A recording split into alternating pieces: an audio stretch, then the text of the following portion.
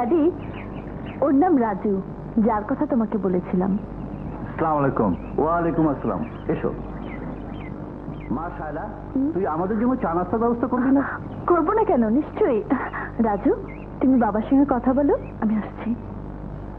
বসো বাবা, বসো। আমি জানি শায়লা তোমাকে খুব ভালোবাসে, তুমিও শায়লাকে খুব ভালোবাসো। ছোটবেলায় ওর মা মারা গেছে, তারপর আমি ওকে কোলে পিঠে করে মানুষ করি। ও আমার বড় অসুবিধা হবে না। তারপরও তোমাকে একটা অনুরোধ করব। জি বলুন। আগে তুমি আমায় কথা দাও, আমার অনুরোধটুকু রাখবে? বলো বাবা, আমায় কথা দাও, আমার অনুরোধটুকু রাখবে? ঠিক আছে, আমি কথা দিচ্ছি। বাবা রাজু, তুমি আমার যা কিছু দেখছো, গাড়ি বাড়ি মিল কারখানা, সবই ঋণের দায়ে বন্ধক দেয়া আছে রাহাত খানের কাছে। আমি যদি রাহাত খানের ছেলের কাছে শায়লার বিয়ে না দেই, তাহলে সে আমার গাড়ি বাড়ি সয় সম্পত্তি সব কিছু দিয়ে দেবে।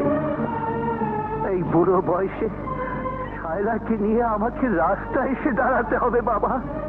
কিন্তু আমি শায়লাকে ছেড়ে সাজি, তোমার খুব কষ্ট হবে, কিন্তু তুমি কি চাও এই বৃদ্ধ বয়সে আমি রাস্তায় এসে দাঁড়াই? না। তাহলে তুমি শায়লাকে ভুলে যাও। না, আমি তো পারবো না। বাবা, তুমি আমাকে কথা দিয়েছো, আমার অনুরোধ তুমি রাখবে। আমি তোমার হাতে ধরছি, দরকার হলে তোমার পায়েও ধরবো। আপনি কি করছেন? আমার কোনো উপায় নেই বাবা, আমাকে তুমি দয়া করো বাবা, দয়া করো। বেশ, আমি চলে গেলে যদি শায়লার ভালো হয়, আপনার মান সম্মান ইজ্জত বেঁচে যায়, আমি এত দূরে চলে যাব, এত দূরে শায়লার কোনোদিন আমাকে খুঁজে পাবে না। তুমি সত্যি বলছো? হ্যাঁ, আমি সত্যি বলছি, আমি সত্যি বলছি। ড্যাডি, রাজু কোথায়? ও চলে গেছে, আর কোনোদিন ও তোর সামনে আসবে না। ড্যাডি,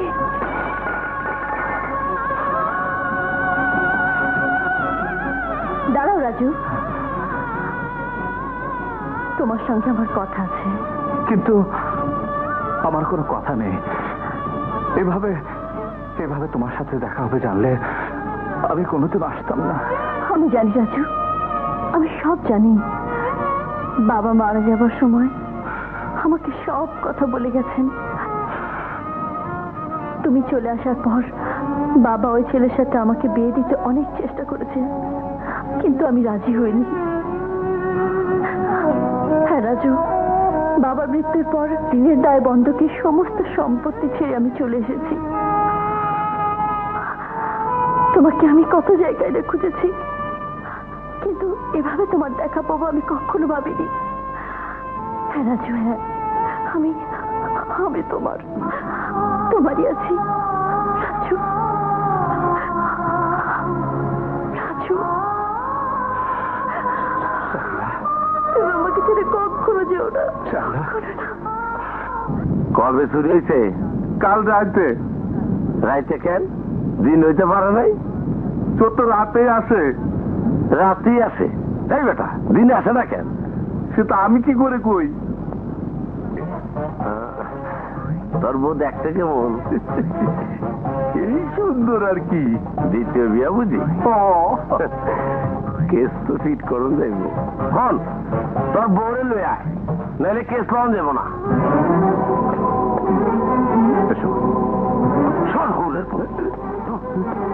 নাসির মিয়া। জি স্যার। ইন্সপেক্টর হাসিবের কাছে ফাইলটা বের করে নিয়ে আসো। স্যার, ইন্সপেক্টর হাসিবের ফাইলটা কি হইব? আত্মহত্যার কেস ছিল স্যার। না, ওটা আত্মহত্যা ছিল না, ওটা ছিল মার্ডার কেস। Murder case? কোন কি স্যার? ওই কেস ফাইল বাই করে দিলে এসপি সাহেব তো আমার চাকরি খেয়ে ফেলাইব। নাসির মিয়া, রাজু, আমি আবারও বলছি, তুমি একটু ভেবে দেখো, ওরা ক্ষমতাধর, শক্তিশালী, ভয়ঙ্কর সন্ত্রাসী। শায়লা, তুমিও কথা বলছো? তোমার মতো শিক্ষিতা বিবেকবান মানুষ যদি আইনকে সহযোগিতা করতে না আসে, তাহলে এই সমাজ থেকে সন্ত্রাস কোনোদিনও দূর হবে না। নাসির মিয়া। Yes sir. আমি বলছি ওই ফাইল বের করে নিয়ে এসো। যাও। জি স্যার। এসো আমার সাথে। কি করি? ফাইল কো? ফাইল বাবা,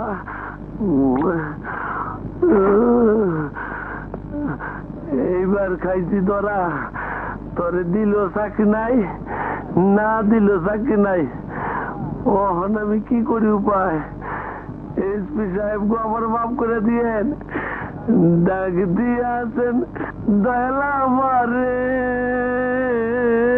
আর আমার কেস তোর কেস মাইরের উপরে ওষুধ নাই। ওর মুখ দিয়া যদি সত্যি কথা বাইর হইয়া যায়, তাইলে আমি উঠা যামু দুনিয়া থাইকা। তা তো হইতে দেওন যাইব না। লাল লাল ভাই, হুকুম করো, কোনো কিছুর পরোয়া করবি না। যেমন কইরাই হোক ওই আজকের মধ্যে এইখানে লই আইবি, আর না হয় খতম কইরা দিবি। যা।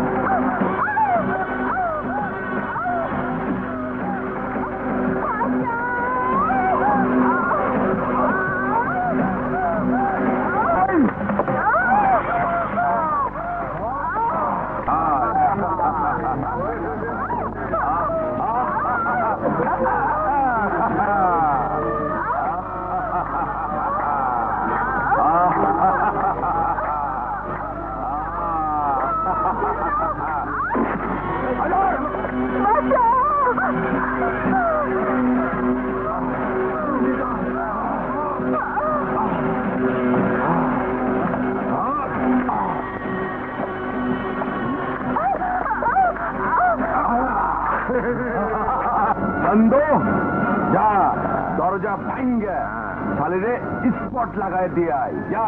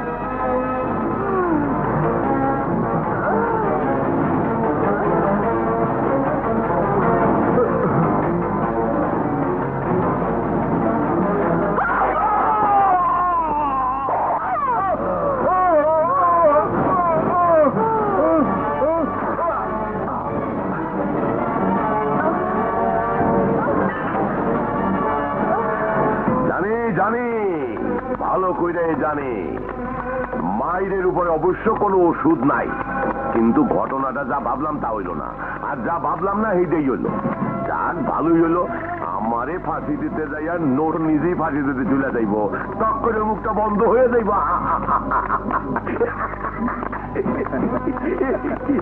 দেখলে তো রাজু, আইনকে সহায়তা করতে যে আজ আমি নিজে আইনের হাতে বন্দী।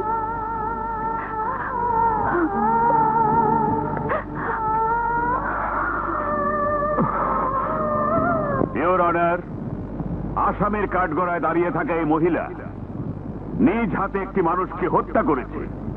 ধারালো দা দিয়ে নির্মমভাবে সে তাকে খুন করেছে। আমি আদালতে সমস্ত সাক্ষ্য প্রমাণ হাজির করেছি। যে অস্ত্র দিয়ে আসামি মিস শায়লা হতভাগা চান্দু মিয়াকে খুন করেছে, তাতে তার হাতের ছাপ, কাপড়ে খুঁড়ে রক্ত, আসামির বয়ান সমস্ত স্পষ্ট প্রমাণ করে যে মিস শায়লা এই খুনি। সে একজন কুল ব্রেন মার্ডারার। আমি বাংলাদেশ দণ্ডবিধির 302 ধারা মোতাবেক তার শাস্তি দাবি করছি এবং ফাঁসির মাধ্যমে তার মৃত্যুদণ্ড প্রদানের অনুরোধ করছি। That's all, your honour. আত্মপক্ষ সমর্থনে তোমার কিছু বলার থাকলে বলো। আমি কি বলবো ইওর অনার? আমার কি বা বলার আছে?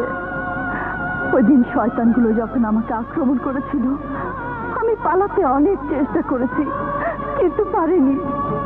চিৎকার করে সবার কাছে সাহায্য চেয়েছি, কিন্তু কেউ আমাকে সাহায্য করতে এগিয়ে আসেনি, কেউ আমাকে সাহায্য করেনি। শয়তানটা আমাকে বেইজ্জত করতে চেয়েছে। আমার আমার আমার কাপড় শেষে বাধ্য হয়ে আমি ওকে খুন করেছি ইওর অনার। সাথে খুন করেছি।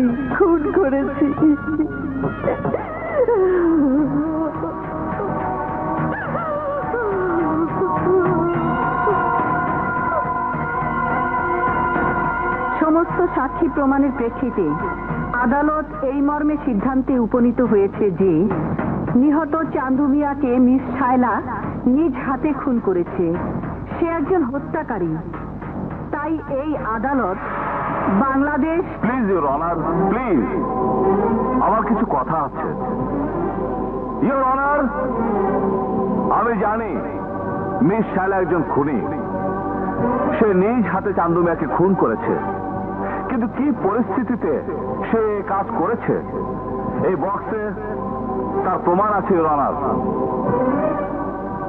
কি আছে ওতে? আপনি নিজেই দেখুন ইউর অনার।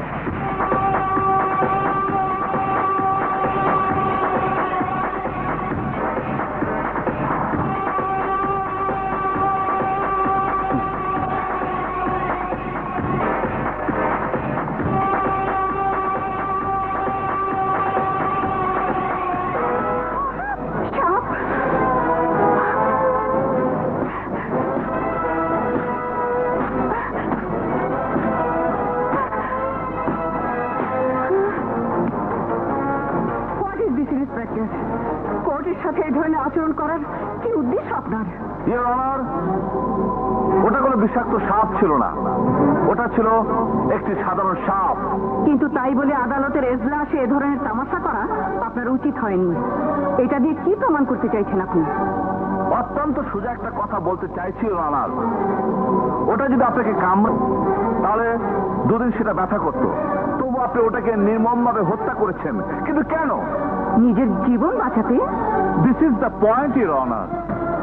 আপনি যদি নিজের জান বাঁচাতে একটি জীবকে হত্যা করতে পারেন, তাহলে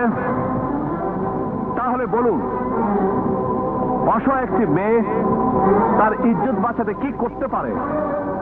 সুতরাং ইউর অনার, আপনার কাছে আমার সবিনয় একটি অনুরোধ, আপনার রায় দেবার আগে ওই দিনের পরিবেশ এবং পরিস্থিতিটা ভালো করে বিবেচনা করুন। That's all your honour.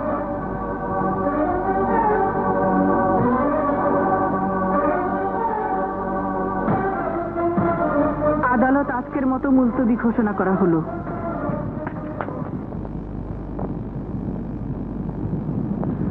নিজের ইজ্জত বাঁচাতে যে পরিস্থিতিতে মিস শায়লা চান্দু মিয়াকে হত্যা করেছে, তা যদি অন্যায় হয়ে থাকে, তাহলে আমি নিজেও একজন অপরাধী। কারণ আমি নিজেও প্রকাশ্য আদালতে একটি জীব হত্যা করেছি। সুতরাং আদালত মিস শায়লাকে নির্দোষ ঘোষণা করছে এবং তাকে বেকসুর খালাস করে দেবার নির্দেশ প্রদান করছে।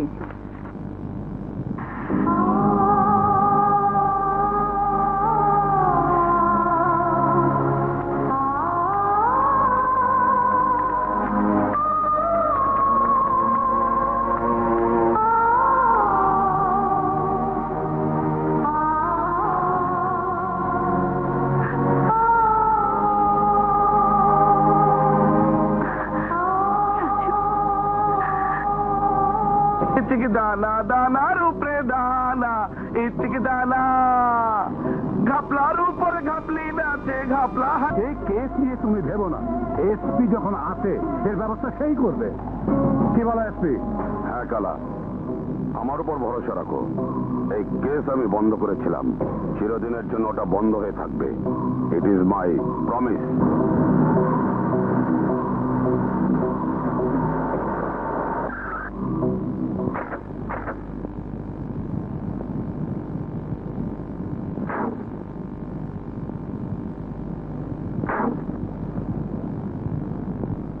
দাঁড়াও শায়লা, আজ থেকে তুমি আর এ বাড়িতে থাকতে পারবে না। থাকতে পারবো না? কিন্তু কেন? কালা সাহেবের লোকজন এসে আমাকে শাসিয়ে গেছে। তোমাকে যদি আমি এ বাড়িতে থাকতে দেই তাহলে ওরা আমাকে জানে মেরে ফেলবে। শুনুন, আপনারা তো ভয় পাচ্ছেন কেন? দেশে কি আইন পুলিশ বলতে কিছুই নেই? আছে বাবা, আছে, কিন্তু তুমি জানো না ওরা কত ভয়ঙ্কর। আর তুমি এই অসহায় মেয়েটাকে এখানে রেখে দিতে চাও?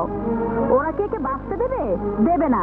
তার চেয়ে বরং নতুন একটা কেস দিয়ে ওকে জেলে ঢুকিয়ে দাও, অন্তত ওর জানটা বেঁচে যাবে। এসো, এসো আমার সাথে।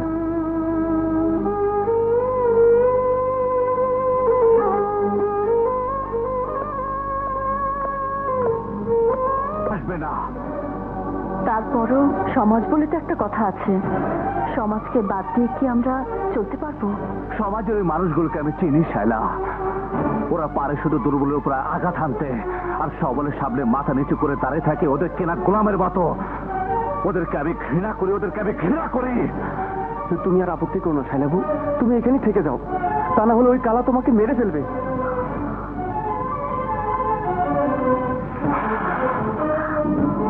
ঠিক আছে, আমি এখানেই থাকবো। এই তো আমার লক্ষ্মী বাবুর মতো কথা। জানো বাবু, নিজের হাতে রান্না খেতে খেতে পেটে চর পড়ে গেছে। এবার মন ভরে তোমার হাতে রান্না খাবো। কি খাওয়াবে তো?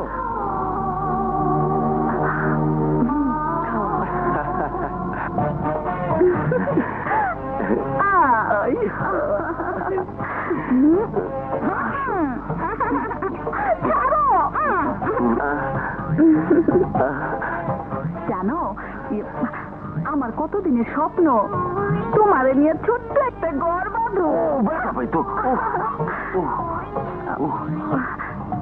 সুন্দর একটা সংসার হইবা আমার গো। সারাদিন আমি অপেক্ষা করুম। আর কেসকুতি লাগে তো কি? তারপর তারপর তুমি আইবা।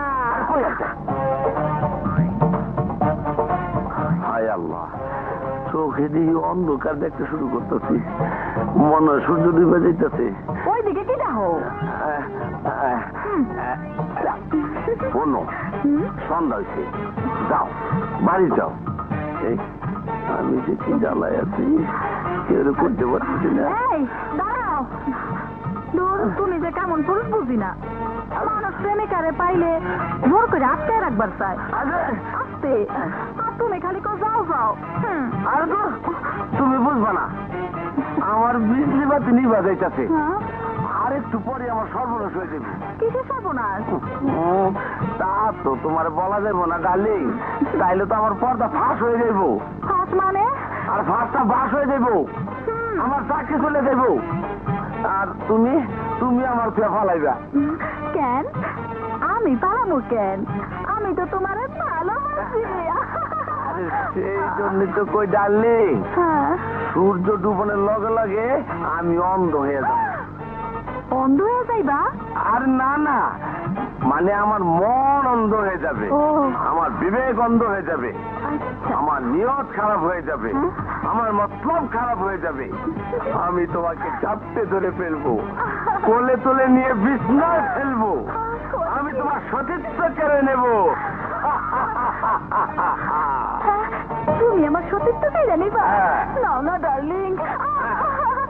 আরে না না না না, এই বিয়ার আগে আমার সম্পর্ক খারাপ হোক এটা ঠিক না। যাও ডার্লিং, তুমি বাড়ি যাও, যাও যাও না, আরে যাও। মনে সূর্য ডুবে গেছে। হায় আল্লাহ, ওরে কেমন করে বুঝাই যে সূর্য ডুবে গেলে আমি অন্ধ হয়ে যাবো।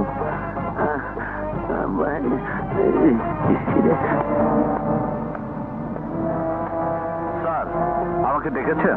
হ্যাঁ ইন্সপেক্টর, মনে রেখো তুমি আমার সামনে সামান্য একটা শিশু মাত্র। হাওয়ায় বেশি উঠতে চেষ্টা করো না। তোমার চাকরি পেতে আমার এক সেকেন্ডের বেশি সময় লাগবে না। আমি তোমাকে যা খুশি তাই করতে দেব।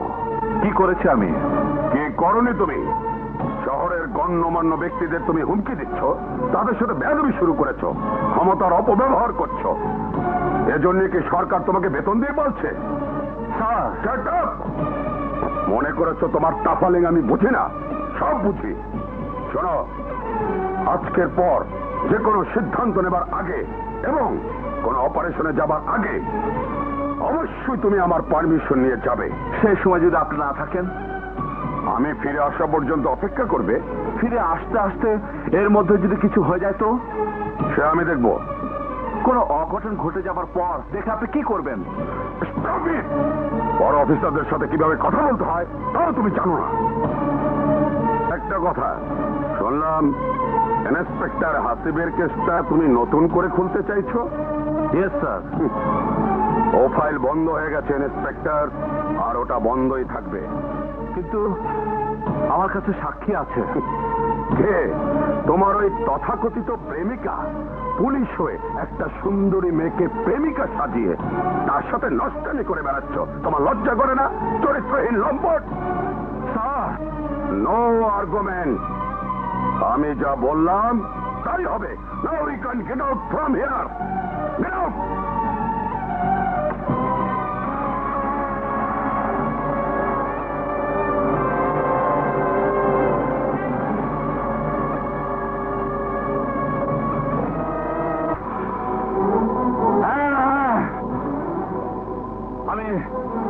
আমি চরিত্রহীন লম্পট। আজ যদি সত্যি কথা বলি, গুন্ডা মাস্তান সন্ত্রাসীদের বিরুদ্ধে মুখ খুললে তাকে চরিত্রহীন লম্পট বলা হয়। দাম নেই, দাম নেই, সততার কোনো দাম নেই, কোনো দাম নেই। সৎ অফিসার হয়ে কাজ করতে চাইলে চারিদিকে শত কোটি বাধা। সবাই তাকে আটকে রাখতে চায় মিথ্যার শিকল দিয়ে, মিথ্যার শিকল দিয়ে। হ্যাঁ, আমি সব বন্ধ করে দেব। আমি সব ফাইল বন্ধ করে দেব। সব প্রমাণ আমি আগুন দিয়ে জ্বালিয়ে পুড়িয়ে ছারখার করে দেব।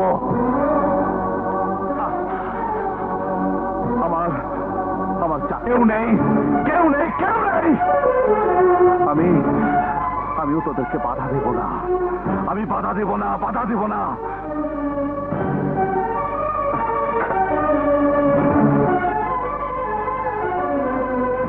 তুমি? হ্যাঁ, তোমার জন্য আজ আমি লম্পট চরিত্রহীন। আমি চাই তোমাকে চাই। তোমার জন্য আজ আমি লম্পটের উপাধি পেয়েছি। তোমাকে আমি চাই, তোমাকে আমি ছাড়বো না, তোমাকে আমি চাই।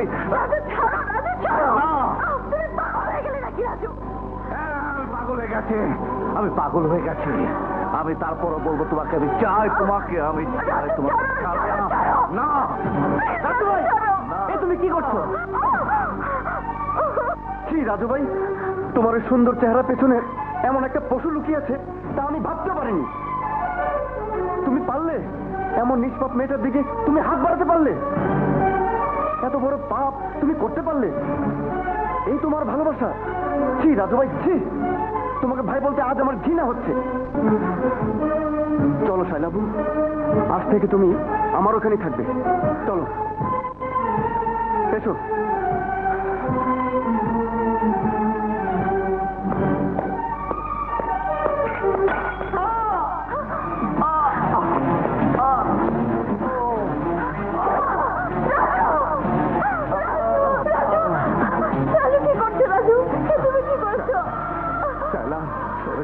তুমি সরে যাও। আমি চাইনি। আমি পাপী, আমি লম্পট। এই হাত দিয়ে আমি তোমার গায়ে স্পর্শ করেছি, এই হাত আমি রাখবো না, এই হাত আমি রাখবো না। রাজু না, তুমি শান্ত হও রাজু, শান্ত হও। মুন্না, মুন্না। ঠিক আছে বাবু। ঠিক আছে, ডাক্তার নিয়ে এসো।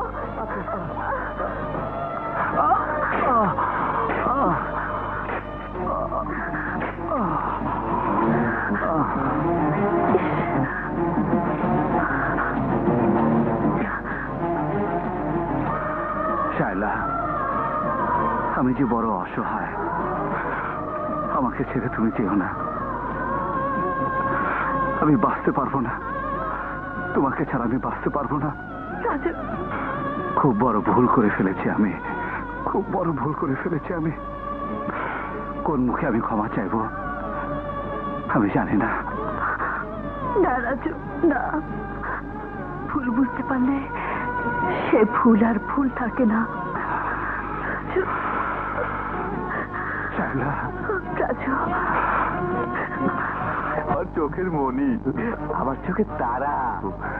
ও বাবা, এইখানেও কি শুধু চোখ নিয়ে কথা? হ্যাঁ বাবা, আমি চাই তোমাদের বিয়ের পর তুমি আর কোনোদিন অন্য কোনো মেয়ের প্রতি চোখ তুলে তাকাবে না। আচ্ছা, আপনি কি চোখ ছাড়ার অন্য কোনো কথা বলতে পারেন না? কি করে বলবো বাবা, বিজলি আমার চোখের মনি, ওকে তো আর চোখ বন্ধ করে কারো হাতে তুলে দিতে পারি না। হয়ে গেল, আর তুমি কিছুই বললে না। হ্যাঁ, বিড়াল। কি? তুমি আমার বাবাকে মারলা?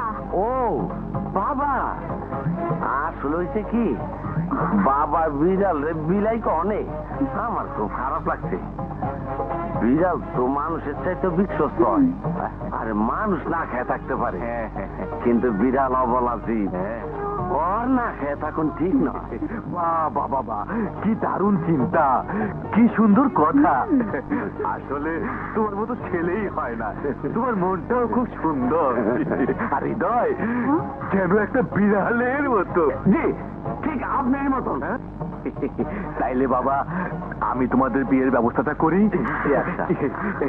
জামা বিজলি, ওকে গেট পর্যন্ত পৌঁছে দিয়ে আয়। আচ্ছা বাজান, আসো। আল্লাহ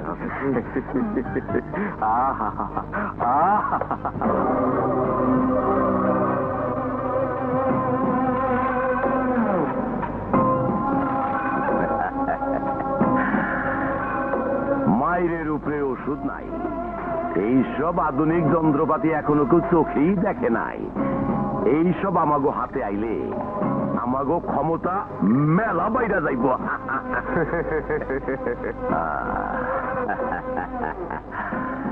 তা কও জাগিয়া, মাল দিবা কবে?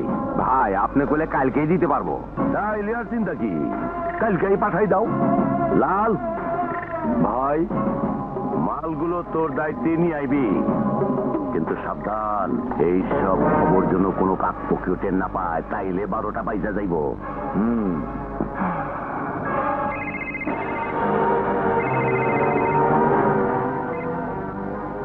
হ্যালো, মুন্না বলছি। মুন্না, মিশেলা বলছি। বলো মিশেলা। আগামীকাল শুক্রবার অস্ত্রের বিরাট চালান আসছে। বলো কি? By road, highway number 43। Highway number 43?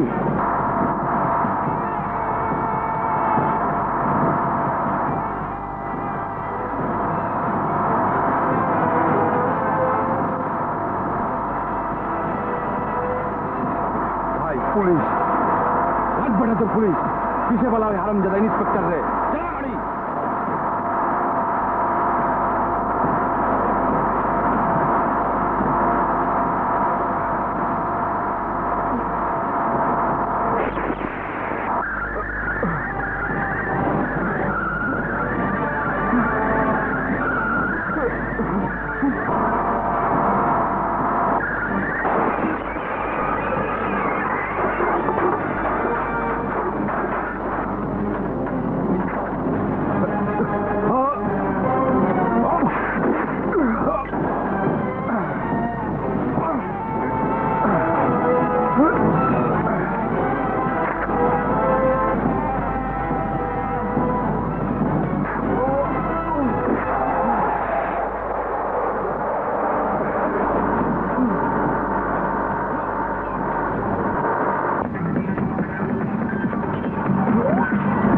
Doctor কামটা ভালো হইতেছে না কোথাছি আমার ছায়া দে আমার ছায়া দে কোথাছি ছায়া দে আমার বাইরে তো তুই চিনোস ছায়া দে কোথাছি তোর খবর লইব তুই যা চাস আমি চাই দেব আমার ছায়া দে